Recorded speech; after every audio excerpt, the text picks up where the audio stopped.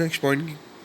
है बच्चे, moreover if any company has contravene any of the condition, जो application में कंडीशन दी है अगर आपने उसकी उल्लंघना करी, कॉन्ट्रावेंशन किया, such company would within 7 days of such contravention वो एप्लीकेशन फाइल करेगी for obtaining the status of an active company. जैसे डोमेन कंपनी के लिए जो कंडीशंस होती हैं उनमें से आपने एक को भी उल्लंघना करी, कॉन्ट्रावीन किया, तो अगले 7 दिन के अंदर आपको एक्टिव कंपनी में कन्वर्ट होना होगा।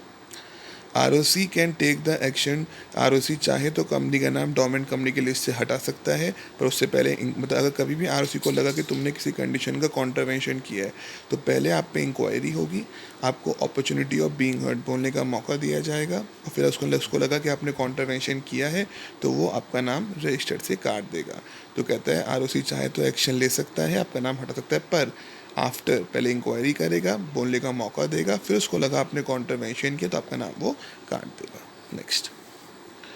Procedure to obtain the status of active company. अगर आप क्या प्रोसीजर है, तो अभी हमने पढ़ा था क्या, the dormant company shall follow the following, मतलब अगर एक्टिव कंपनी के स्टेटस चाहते हो पहले तो एप्लीकेशन फाइल करनी पड़ेगी। An application for obtaining the status has to be filed.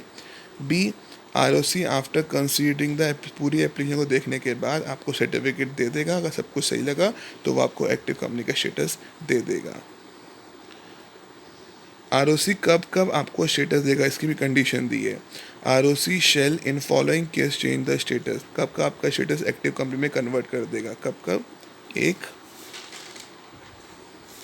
Where a dormant company does or omit to do any act mentioned in the ground of app, मतलब एक point अगर domain company ने कोई भी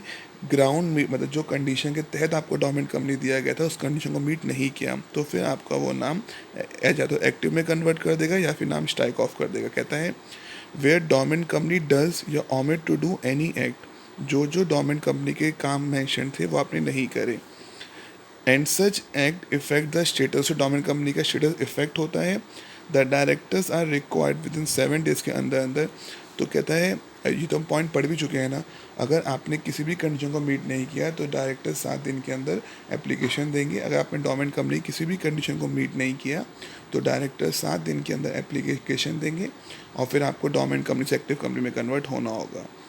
second case, where the registrar has a reasonable cause to believe, अगर कभी ROC को लगता है क्या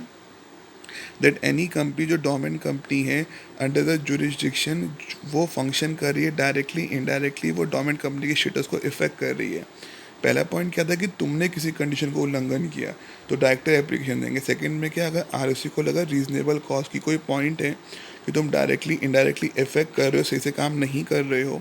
रजिस्ट्रार कैन इनिशिएट, वो इंक्वायरी वगैरह इनिशिएट कर देगा, बोलने का मौका देने के बाद उसे लगा कि कंपनी काम कर रही है तो registrar can remove the company, उसका नाम डोमेन कंपनी हटा देगा और एक्टिव कंपनी में कन्वर्ट कर देगा। कहने का सेंस क्या है,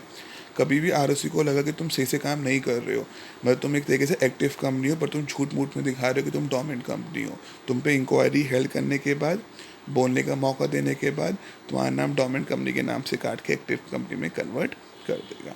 सका।